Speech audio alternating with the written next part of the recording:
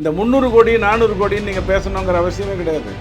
உங்களுக்கு யாராவது கதையெல்லாம் சொல்லி நீங்கள் ரெட் ஜெயின் மூவிஸ் மாதிரி கருப்பை வெள்ளையாக்குற வேலையெல்லாம் பண்ணணுங்கிற அவசியமே கிடையாது. ஸோ இண்டஸ்ட்ரியில் ஒரு பெரிய நம்பிக்கை, ஒரு கொரோனா காலத்தில் ரஜினி படம் வந்தால் தான் இந்த இண்டஸ்ட்ரியை காப்பாற்ற முடியும். ஸோ திரைப்படத்தில் நடித்தார், திரைப்படத்தை தவிர வேறு எங்கேயுமே ரஜினி நடிக்கலை. ரஜினி, சிவாஜி, இளையராஜா, வடிவேலு, இந்த 4 பேருடைய பாதிப்பு இல்லாத மனிதர்களே நீங்கள் தமிழ்நாட்டில் பார்க்க முடியும். வடிவேலு தோற்று போனாருன்னா அதற்கு காரணம் ஆண்டவன் வடிவேலுக்கிட்ட இல்லை. ரஜினி விமர்சிக்க வேண்டும் என்று சொன்னால் ஏன் திமுகவுக்கு இப்படி போய் உட்கார்றாரு, என்ன சாதிக்க போறாரு?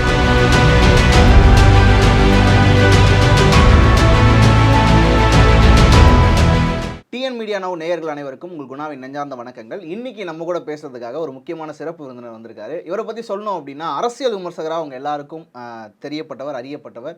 பட் அதோட முக்கியமாக ஒரு சூப்பர் ஸ்டாரோட தீவிர ரசிகனா நீண்ட நெடுங்காலமாக இருக்கக்கூடிய ஒரு நபரும் கூட. வணக்கம் சார். வணக்கம் ரவி சார், எப்படி இருக்கீங்க? சும்மா மகிழ்ச்சியாக இருக்கேன், ரொம்ப சந்தோஷமாக இருக்குது. ரஜினியோட சாதனைகள் எல்லாமே ரொம்ப சந்தோஷமாக இருக்குது. இந்த வயசில் கதை நாயகனாக நடிக்காமல் கதாநாயகனாகவே நடிக்கக்கூடிய, அதே மாதிரி இன்னும் 3 படம் கையில் வச்சுருக்காரு, 30 படம் நடிப்பாருங்கிற நம்பிக்கையோடு இருக்கிறதெல்லாம் ரொம்ப சந்தோஷமாக இருக்குது. Super super sir. 12/12/2024 ஒவ்வொரு வருஷமும் இந்த 12 அப்படின்ற ஒரு ஃபேன்சியான ஒரு நம்பரில் பிறந்த நாளை விமர்சையாக கொண்டாடிக்கிட்டு இருக்காரு. அவர் பெருசாக கொண்டாடுறாரோ இல்லையோ, அவருடைய ரசிகர்கள் ரொம்ப அற்புதமாக அதை கொண்டாடிக்கிட்டு இருக்காங்க. அதை தாண்டி நிறைய விஷயங்கள் தொடர்ந்து சூப்பர் ஸ்டார் அவர்களை பற்றின பேசு பொருளாகி வந்துக்கிட்டு இருக்கு. அதை எல்லாத்தையும் ஒரு பக்கம் வச்சுட்டு நம்ம இன்னைக்கு பேசக்கூடிய விஷயம் என்னவாக இருக்க போகுதுன்னா, அவருடைய சாதனைகள். சூப்பர் ஸ்டார் அவர்கள் இது வரைக்கும் திரைத்துறையில் பண்ண சாதனைகள், நீங்கள் ஒரு ரசிகராக நீங்கள் பார்த்து வியந்த விஷயங்கள், அதை பற்றி கொஞ்சம் பார்க்குறீங்களா? ஒரு கருப்பாக இருக்கார், பெரிய இந்த தோற்றம் கிடையாது, திரை பரம்பரையில் வந்தவர் இல்லை. ஒரு இந்த ஜெயிலர் படத்தினுடைய லான்ச்சில் பார்த்தீங்கன்னா நடித்து காட்டியிருப்பார். அந்த ராவணன் கேரக்டர் கிடச்சிது, அவர் கண்டக்டராக இருந்தார். அப்போ வந்து ஒரு ஸ்டேஜில் நடிக்க போகிறாங்க, அவர் ராவணனாக நடிக்க போகிறாரு. நடிக்க போகும்போது அவர் இன்ட்ரோடக்ஷன் சீனை இப்படி வைக்க சொல்கிறாரு. உங்களுக்கெல்லாம் என்ன தெரியும்னா, திரைப்படத்தில் அவர் ஒரு இயக்குனரின் நடிகர் தான். ஓகே. அவர் என்றைக்குமே தானாக எதுவும் பண்ணணும்னு நினைத்தது இல்லைங்கிறது தான் சொல்லுவீங்க. அது வந்து 93 92 வரைக்கும் உண்மை, அப்படி தான் இருந்தது. 93 94க்கு அப்புறம் ரஜினி தன்னுடைய படங்கள் எப்படி இருக்கணுங்கிற திசை மாற்றினாருங்கிறத பற்றி நம்ம அப்புறம் பேசுவோம். அடிப்படையில் அந்த காட்சியை வைக்கிறாங்க, இன்ட்ரோடக்ஷன் சீனு, லைட் இப்படி வைக்கணும், நான் வந்து கையில் இந்த இடத்துல கதையை வச்சுருப்பேன், அந்த அந்த நான் தான் ராவணன்னு சொன்ன உடனே லைட் இப்படி மூஞ்சில் அடிக்கணும், நான் கதையை தூக்கி இப்படி பிடிப்பேன் அப்படின்னு அவர் நடித்து காட்டுறாரு. எப்போ 74 வயசில் உங்கள் முன்னாடி ஸ்டேஜில் அத்தனை பேருக்கு நடுவில் மிகப்பெரிய முதல் ஆடிஷனுக்கு போகிற ஃபஸ்ட்டு ஆடிஷனுக்கு போகிற ஒரு மனிதன் மாதிரி உங்களுக்கு நடித்து காட்டுறாரு. அது எல்லாருக்கும் ஒரு சிலாகி. அந்த எண்ணங்கள் அவருக்கு இருந்தது, திரைப்படங்களில் நடிக்கணுங்கிற ஒரு எண்ணம் இருந்தது. சத்ருகன் சின்ஹாவுடைய பாதிப்புகள் கண்டிப்பாக அவருக்கு பெரிய அளவில் இருந்தது. அந்த ஸ்டைல்ஸ் எல்லாம் அங்கேருந்து தான் வந்தது அப்படிங்கிறதெல்லாம் ஒரு பக்கம் இருந்தாலும், ரஜினி அப்படிங்கிறவர் வந்து எந்த ஒரு காரணத்திற்காகவும் இன்றைக்கி இந்தியாவிலேயே சாதனை செய்த ஒரே நடிகர். 75 வருடத்தில் 170 படங்களில் முதல் ஒரு 30 படங்களை தவிர எல்லாமே அவர் தான் ஹீரோ, அவரை சுற்றித்தான் படம் அப்படின்னு. அப்போ அமிதாப் பச்சனுக்கு வந்து இன்றைக்கி நடிச்சிட்டு இருக்காருன்னா, அவர் கதை நாயகனாக நிறைய படத்தில் நடிச்சிருக்காரு, செகண்ட் ரோல் அப்படிலாம் கூட வருவார். அது அமிதாப் பச்சனுக்குன்னு ஒரு மரியாதை இருக்குது, அது வேறு விஷயம். ஆனால் ரஜினி அப்படி கிடையாது, ஹீரோ தான் அப்படிங்கிற மாதிரியான ஒரு விஷயத்தோட எந்த ஒரு பின்புலமும் இல்லாமல், எந்த ஒரு நிறங்களும் இல்லாமல், இதனால் அவர் வந்தார், அதனால் இப்படி வந்தார் அப்படிங்கிற மாதிரியெல்லாம் இல்லாத ஒரு நடிகர். ஓகே. ஸோ அவர்கிட்ட அது முதல் சாதனை அதுதான். ஒரு தனி மனிதன் இங்கே நினச்சா இங்கே போக முடியும், தெய்வ நம்பிக்கை இருந்தால் போகும் அப்படிங்கிற அந்த ஒரு அற்புதமான ஒரு விஷயம். நம்பர் 1. போலி நாஸ்திகம் தழைத்தோங்கி இருக்கக்கூடிய தமிழ்நாட்டில் ஆன்மீக அரசியல் கொண்டு வருவேன் அப்படின்னு ஒரு மனுஷன் பேசுகிறான், அதை எல்லாரும் ஏற்றுக்கிறாங்க அப்படின்னு சொன்னால், இந்த மனுஷன் பேசுனா அதற்கான தகுதி உனக்கு இருக்குது, அது ஒரு மிகப்பெரிய சாதனை. கமர்ஷியலாக தான் பேசுவீங்க அப்படின்னு சொன்னால், எனக்கு தெரிந்து அவருடைய 170 படத்தில் ஒரு 48 படங்கள் சார் தோத்துருச்சு சார்ன்னு நீங்கள் ஒரு அரை மணி நேரம் பேசலாம். நான் வந்து இல்லைங்க இவ்வளோலாம் வந்ததுங்க, இப்படிலாம் வந்ததுங்க அப்படிலாம் நான் ஸ்டாட்டிஸ்டிக்ஸ் கொடுக்கலாம். விவாத பொருளாக மாறக்கூடியது 48 திரைப்படங்கள்.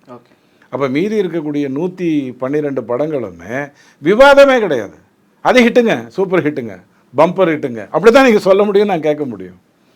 ரஜினி படத்துக்கு மட்டும்தான் உலக அளவில் இந்த 300 கோடி 400 கோடின்னு நீங்கள் பேசணுங்கிற அவசியமே கிடையாது. ஓகே. உங்களுக்கு யாராவது கதையெல்லாம் சொல்லி நீங்கள் ரெட் ஜெயின் மூவிஸ் மாதிரி கருப்பை வெள்ளையாக்குற வேலையெல்லாம் பண்ணணுங்கிற அவசியமே கிடையாது. ரஜினி படம் ஹிட்டா நான் ஹிட்டா, சூப்பர் ஹிட்டா ஃப்ளாப்பா, இதை தெரிஞ்சுக்கணும் அப்படின்னு சொன்னால் உங்கள் எதிர் வீடு பக்கத்து வீடு சைடு வீடில் இருக்கவங்ககிட்ட இந்த ஒரு படத்தினோட பேரை சொல்லி நீங்கள் பார்த்துருக்கீங்களா? சாதா ரஜினி ரசிகர் இல்லை, பார்த்துருக்காரு. ரஜினி ரசிகர் பார்த்துருக்கியா? 4 வாட்டி பார்த்துருக்கேன். எங்கே பார்த்தேன்? திரையரங்கில் போய் பார்த்தேன். அப்போ அது சூப்பர் டூப்பர் ஹிட். எல்லாரும் ஒரு முறை பார்த்துருக்காங்க. ரஜினி ரசிகர் 4 முறை பார்த்துருக்காங்க. அதில் சில பேர் 2 முறை பார்த்துருக்காங்க. இவ்வளோ போகிற அந்த ஸ்டாட்டிஸ்டிக்ஸ் சொல்கிறதுக்கு அது பம்பர் ஹிட். படையப்பாண்டிங்கன்னா இதுதான் உங்களுக்கு ஸ்டாட்டிஸ்டிக்ஸ் கிடைக்கும். நான் 8 வாட்டி பார்த்துருக்கேன், 2 வாட்டி பார்த்துருக்கேன், 1 வாட்டி பார்த்துருக்கேன். பார்க்காதவன் இருக்கவே மாட்டான். அதுதான் ரஜினியோட. நீங்கள் இப்போ அந்த கமர்ஷியல்லாம் பார்த்துட்டு இது 300 கோடி வந்தது 400 கோடி வந்தது அப்படின்லாம் நீங்கள் பார்க்கணுங்கிற அவசியமே கிடையாது. இப்போ ரீசெண்டாக வந்த இந்த படம் கூட, வேங்கையன் படம் கூட ஒன்றுமே கிடையாது.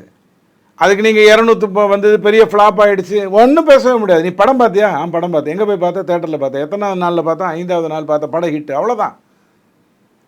அந்த மாதிரி ஒரு சிறப்பு ஒரு மனிதனுக்கு இருக்கும்னா இந்திய திரையுலகில் அது ரஜினிகாந்துக்கு மட்டும்தான் இருக்க முடியும். நீங்கள் கமர்ஷியலாக பேசணுங்கிற அவசியமே கிடையாது.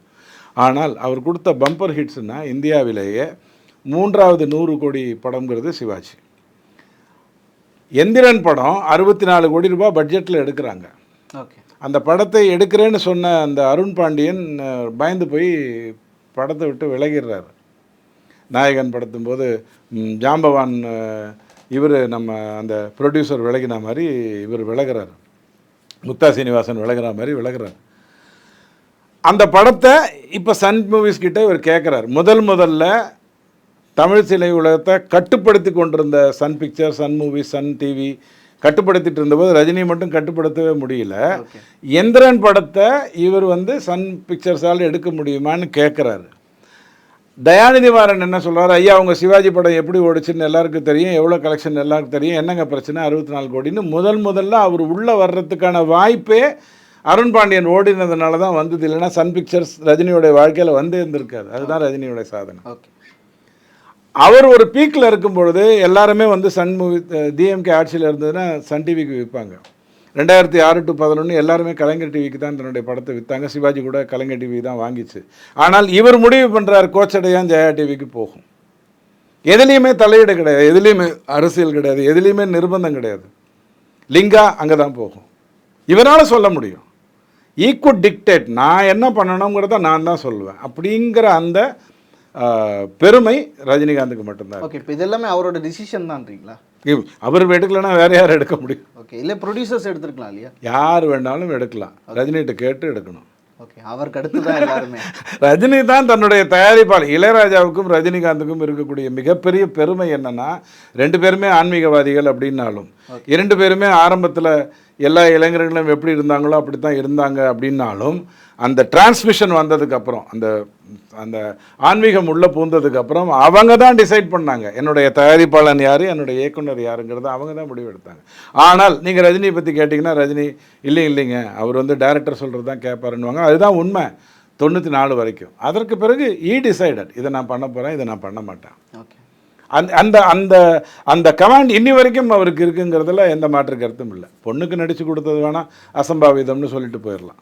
சார், நிச்சயமாக அவர் பண்ணது ஒரு சாதாரணமான விஷயமாக தான் எல்லாருமே பார்க்குறாங்க. ரீசன் என்னென்னா, எல்லா தகப்பனும் ஒரு பிள்ளைங்களுக்காக அவர் பண்ணக்கூடிய ஒரு விஷயம்.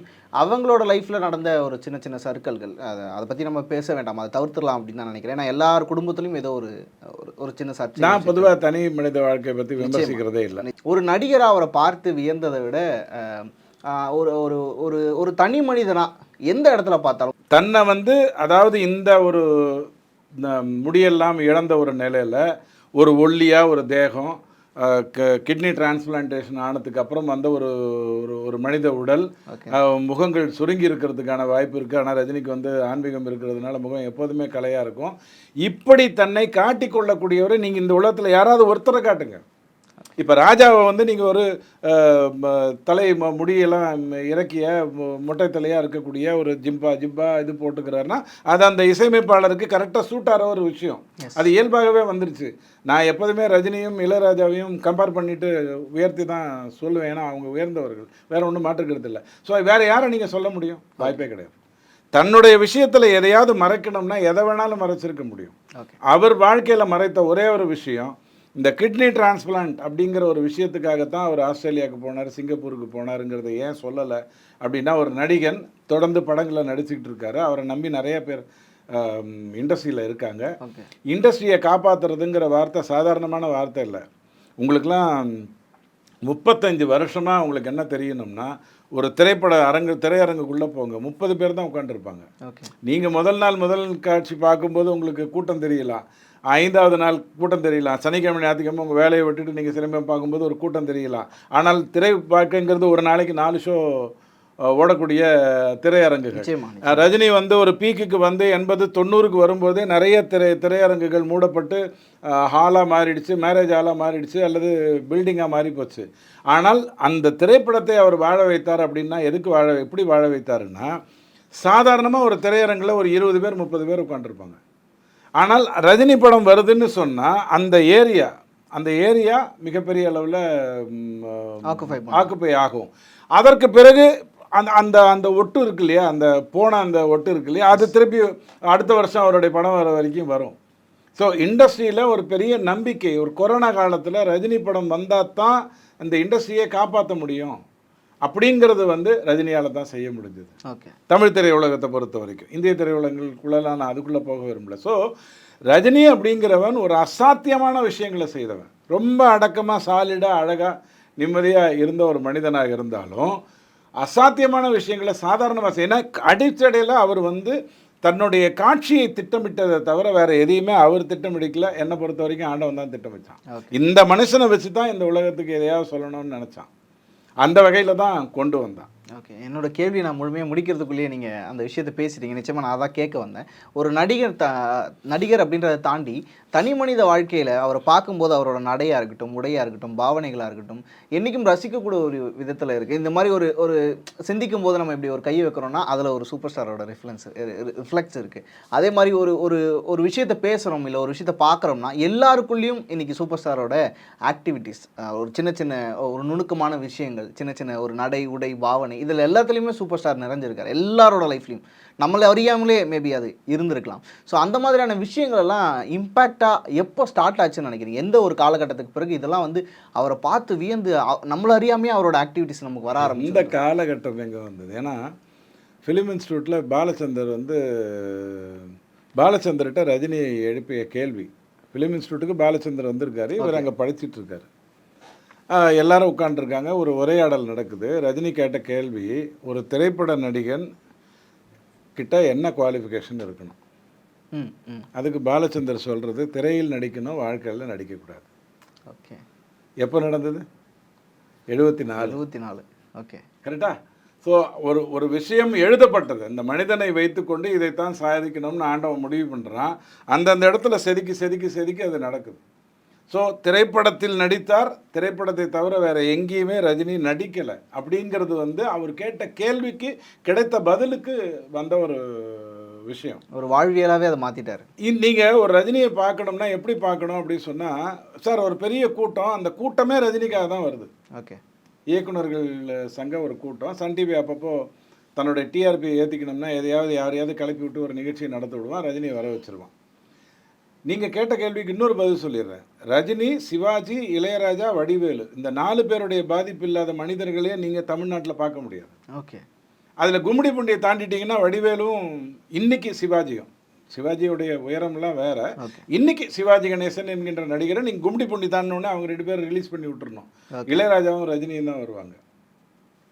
இளையராஜா அப்படிங்கிறவர் வந்து இசையின் மூலமாக உலகில் ஆட்டி படைக்கிறவர். ரஜினிங்கிறவர் வந்து தன்னுடைய நடை, உடை, பாவனை, எக்ஸ்ட்ரா 1 2 3க்காக போற்றப்பட போகிறவர். அடுத்த ஒரு 30-40 வருடத்தில் ரஜினியுடைய பாதிப்பு இல்லாமல், இளையராஜா இசை கேட்காமல், திரைப்படத்துறை அல்லது நாடகத்துறையில் இருந்தீங்கன்னா சிவாஜியுடைய பாதிப்பு இல்லாமல், நக்கல் அடிக்கிறீங்க, கிண்டல் அடிக்கிறீங்கன்னா வடிவேலுடைய பாதிப்பு இல்லாமல் நீங்கள் மனிதர்களே பார்க்க முடியாது. அந்த மாதிரி இம்பேக்டை கொடுத்தவங்க. ஓகே. வடிவேலு தோற்று போனாருன்னா அதற்கு காரணம் ஆண்டவன் வடிவேலு கிட்ட இல்லை. சிவாஜி கணேசன் அவர்கள் காலத்தின் தள்ளு. இளையராஜாங்கிறவர் கடைசியாக ரொம்ப பிஸியாக இருந்து ஒரு நாளைக்கு 10 பாட்டு போட்டதுங்கிறது கிட்டத்தட்ட 30 வருஷத்துக்கு முன்னாடி. ஓகே. 30 வருடத்துக்கு முன்னாடி ஒரு மனிதன் டெய்லி 6 பாட்டு 7 பாட்டு போடுறான். இன்றைக்கும் அவனுடைய இம்பேக்ட் இருக்குன்னா அதுதான் அந்த ராகதேவன்கிற அந்த அற்புதத்துக்கான ஒரு விஷயம். ஆனால் ரஜினிங்கிறவர் இன்றைக்கும் நடிக்கிறார், நாளைக்கு நடிக்க போகிறார், அடுத்த வருஷம் என்ன பண்ண போகிறான்னு கேட்டால் 173வது படத்தை நடிப்பார் அப்படின்னு நீங்கள் சொல்லுவீங்கன்னா அதுதான் ரஜினி கொடுத்த இம்பேக்ட். ஒரு மனிதன் தானாக இருக்கான். அவனை எங்கள் விதத்துலேயும் நீங்கள் வந்து இது பண்ணி பார்க்கல. அரசியலில் நீங்கள் வாஜ்பாய் அப்படி சொல்லுவேன். வாஜ்பாயாக தான் இருந்தார். வேறு எதுவாகவுமே அவர் இல்லை. வேறு எதுவுமாவே இல்லை. நீங்கள் போயிட்டு அமெரிக்காவும் இந்தியாவும் ஒப்பந்தம் பேச போகுது. ஏன்னா அவர் எக்ஸ்டர்னல் அஃபேர்ஸ் மினிஸ்டராக இருந்தவர். ஒப்பந்தம் பேச போகுதுன்னா அந்த இடத்துல அவர் கவிதை சொன்னால் கவிதை சொல்லுவார். ஓகே.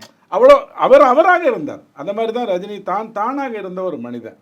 அந்த மனிதனை நீங்கள் வேறு எப்படியுமே உங்கள் லைஃப்லேருந்து நீங்கள் பிரிக்க முடியாது. 3 மேனேஜ்மெண்ட் சம்மந்தப்பட்ட புத்தகங்கள் ரஜினி பற்றி வந்திருக்கு.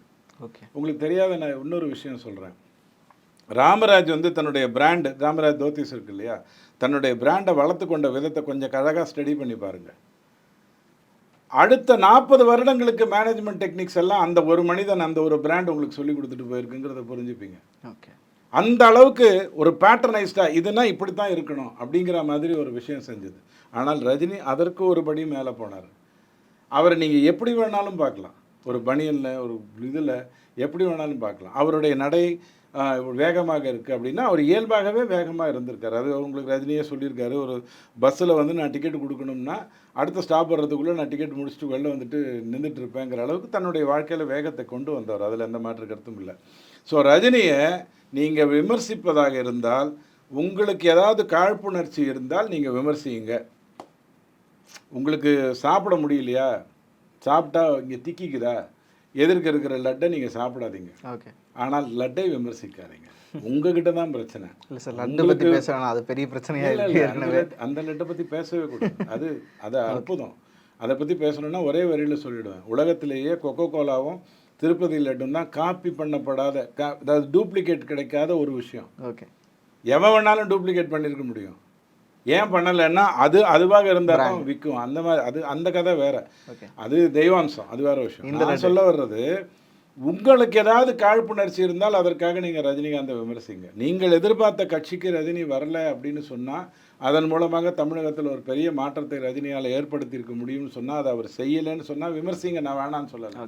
ஆனால் அவருடைய வாழ்க்கை, அவர் திட்டமிட்டு பண்ணது எல்லாமே, திரும்ப சொல்கிறேன், இந்த காட்சியில் நான் இப்படி நடிக்கணும், இப்படி டயலாக்கை பேசணுங்கிறது மட்டும்தான் அந்த மனுஷன் திட்டமிட்டான்.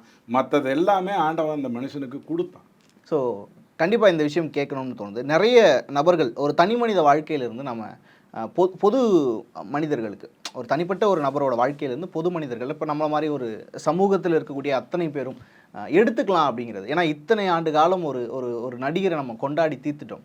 பட் இதுக்கப்புறமும் கொண்டாட போகிறோம். ஆனால் அவருடைய ஒவ்வொரு ஆண்டு பிறந்த நாள் போதும் நீங்கள் நினைக்கிற விஷயம், இல்லை மக்களுக்கு இந்த விஷயம் நம்ம எடுத்துக்கணும், சூப்பர் ஸ்டார் கிட்ட இருந்து எடுத்துக்கணும், இல்லை இது வேண்டாம், இதை மட்டும் தவிர்த்தா நல்லா. பற்றற்றாமை மட்டும்தான் உங்களால் அடையவே முடியாத ஒரு பெரிய விஷயம். வள்ளுவன் வந்து ஆண்டவனுக்கு மட்டும் அந்த பற்றற்றான்னு வார்த்தையை பயன்படுத்தலாம். மனுஷனுக்கு பயன்படுத்துறதுக்கு வள்ளுவனுக்கு நம்பிக்கை இல்லை.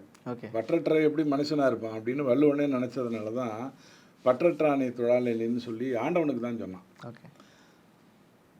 அந்த மாதிரி ஒரு பற்றற்றாளர் அப்படின்னு சொன்னால் எனக்கு தெரிஞ்ச ரஜினி. இலக்குகள் இருந்தது, அந்த இலக்கை எப்படி அடையணுங்கிற எண்ணம் இருந்தது. ஓகே. தனக்குன்னு இப்படி இருந்தால் தான் நான் வந்து தெரிவேன் அப்படிங்கிற அந்த எண்ணம் இருந்தது. ஆனால் பற்றற்று இருந்தார். ஓகே. ஒரு திரைப்படம் ஜெயலலிதா அம்மாவை விமர்சித்து வருகிறது. ஓகே. அப்படி இந்த டோனில் தான் போகுது, நல்லா தெரியுது. மன்னன் வந்து ஜெயலலிதாவை விமர்சித்து தான் போகுதுன்னு அவருக்கு நல்லா தெரியுது. ஓகே. ஆனால் அது சவாலை சமாளியுடைய படம், ஏற்கனவே ஜெயலலிதா அம்மாவே நடித்த ஒரு திரைப்படம். நான் அந்த படத்தில் சிவாஜி அந்த பதிலாக இங்கே நான் வந்து ரஜினி நடிக்கிறேங்கிறது அவருக்கு தெரியும். ஓகே. படையப்பா வந்து ஜெயலலிதாவை தான் காட்டுறாரு அப்படின்னு எல்லாரும் சொன்னாங்க. இல்லை, இது வந்து பொன்னியின் செல்வனுடைய நந்தினி அப்படின்னு சொல்லி அவருக்கு தெரிந்தது. ஓகே. எங்கேயுமே தனக்கு எது சரின்னு தெரியுதோ அதை இந்த உலகம் நாளைக்கு புரிஞ்சுக்கும். புரிந்து கொள்ளாமல் செத்து போயிடும். ஓகே. அடுத்த ஜென்மத்தில் புரியும். அப்படிங்கிற அளவுக்கு தன்னை கரெக்டாக எல்லாத்தையும் நியாயப்படுத்தி ஆகணும், எல்லாத்துக்கும் ஏதோ ஒரு கருத்து சொல்லி ஆகணும்னு அந்த மனிதன் நினைத்ததே இல்லை. ஓகே. இதெல்லாம் நம்ம அவர்கிட்ட இருந்து எடுத்துக்க வேண்டியது. பற்றற்றாமை அப்படிங்கிறது அவர்கிட்ட இருந்து நீங்கள் எடுத்துக்க வேண்டிய ஒரு விஷயம். ரெண்டாவது, தாழ்வு மனப்பான்மைங்கிறது அந்த மனிதனிடம் இருந்ததே இல்லை. அவனுக்கு அவனுடைய உயரம் தெரியும், அந்த உயரம் தெரியுங்கிறதுக்காக அவன் மாடி வீட்டில் உட்காரல. ஓகே. நான் ரொம்ப உயரமாக அப்படி 8வது மாடியில் இருப்பேன்னு நினச்சதே கிடையாது.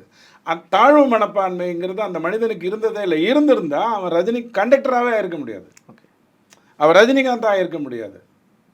தாழ்வு மனப்பான்மை இருந்ததே இல்லை. இந்த 2வது விஷயம் ரொம்ப முக்கியம். உங்களுக்கு உங்களை விமர்சித்து கொண்டு ஐயோ நம்மளாலலாம் அதெல்லாம் முடியுமா அப்படின்னு நினைத்தீங்கன்னா நீங்கள் உருப்படுறதுக்கு வாய்ப்பே இல்லை. ஸோ தாழ்வு மனப்பான்மை இருக்கக்கூடாது. Number 2 complex. 3வதுங்கிறது யாராக இருந்தாலும் அவன் செஞ்ச கெட்டதை மறந்துட்டு அவன் செய்த நல்லதை மட்டும் ஞாபகம் வச்சுக்கக்கூடிய எண்ணம் ரஜினிகாந்த் கிட்ட நான் நிறையா பார்த்துருக்கேன். ஓகே. நான் அதை உண்மையிலே கடைபிடிக்கிறேன். என்கிட்ட எனக்கு முன்னாடி துரோகம் பண்ணவங்க இருக்காங்க, எனக்கு முன்னாடி தப்பு பண்ணவங்க இருக்காங்க, என்னை விமர்சித்து விட்டு தப்பித்தவங்கெல்லாம் இருக்காங்க. ஆனால் அவன் செய்த அந்த 2 நல்ல விஷயத்தினால அன்னைக்கு நான் உயர்ந்தேன் அப்படிங்கிற ஒரு எண்ணம் எனக்கு இருந்ததுன்னா என்னை ஒருத்தனும் ஒன்றும் பண்ண முடியாது. நான் சின்ன பையன். ஆனால் ரஜினிகாந்தை பொறுத்த வரைக்கும் அவர் இன்றைக்கும் உயர்ந்து இருக்கார் அப்படின்னு சொன்னால் யார் பண்ண நல்லது மட்டும்தான் அவர் மனசில் வச்சுருக்கார். கெட்டதை பற்றி அவர் கவலைப்பட்டதே இல்லை. அந்த இடத்துல நான் இருந்தாலும் நானும் அதை தானே பண்ணியிருப்பேன் அப்படின்னு தன்னுடைய எதிரியை நியாயப்படுத்தக்கூடிய தன்மை உள்ள ஒரு மனிதனாக இருந்திருக்கான். ஸோ பற்றற்றாமை அப்படிங்கிறது ஒன்று, அடுத்தவங்க செய்த தாழ்வு மனப்பான்மை இருக்கக்கூடாதுங்கிறது ஒன்று, அதே மாதிரி அடுத்தவங்க செய்த தப்புக்களை மட்டும் மனசில் வச்சுக்கிட்டு விமர்சனம் பண்ணுறதுங்கிறது ஒரு முட்டாள்தனம்ங்கிறது ஒன்று. அதாவது உதாரணத்துக்காக சொல்லி நல்லதை மட்டுமே எடுத்து ஒரே வரியில் நானும் நீங்களும் பேசிக்கிட்டே இருக்கோம், நீங்கள் என்னை தூண்டிக்கிட்டே இருக்கீங்க, வேணாம் நான் உங்களை தூண்டிக்கிட்டே இருக்கேன். ஒரு இடத்துல நீங்கள் ஏய் என்னடா அப்படின்றீங்க, உடனே நான் வெளில போய் என்னடான்னு சொன்னா அப்படின்னு நான் சொன்னேன்னா என்னை விட அயோக்கியம் இந்த உலகத்தில் யாரும் கிடையாது. நான் எப்படி தூண்டினேன், அதனால் நீங்கள் எப்படி சொன்னீங்க, அதுதான் உண்மை. அதை சொல்லக்கூடிய தைரியம் ரஜினிக்கு இருந்தது. ஆனால் ரஜினி விமர்சிக்க வேண்டும் என்று சொன்னால் ஏன் திமுகவுக்கு இப்படி போய் உட்கார்றாரு, என்ன சாதிக்க போகிறாரு, அவருடைய வாழ்க்கையில் இனி திமுகவை சார்ந்து இருந்து அவர் என்ன சாதிக்க போகிறாரு, குப்பை தொட்டி எல்லா வீட்லேயும் இருக்குமே, அது ஏன் பூஜை ரூமில் கொண்டு வந்து வைக்கிறாரு அப்படிங்கிற அந்த விமர்சனத்தை தவிர என்கிட்ட ரஜினியை பற்றி பேசுவதற்கு தவறாக எதுவுமே இல்லை. ஓகே. அது ஒன்று தான் எடுத்துக்க கூடாதுன்னு நினைக்கிற ஒரு விஷயம். குப்பை தொட்டி இருக்கணும், பூஜை ரூமில் இருக்கக்கூடாது. ஸோ நிறைய விஷயங்கள் அவருடைய பிறந்த நாளுக்காகவே ஸ்பெஷலாக நம்ம பேசக்கூடிய விஷயங்களாக இருந்துச்சு. நிச்சயமாக இந்த மாதிரி ஒரு சிலாகிக்கக்கூடிய விஷயங்களை பகிர்ந்ததுக்கு ரொம்ப ரொம்ப நன்றி சார். நன்றி. ஓகே.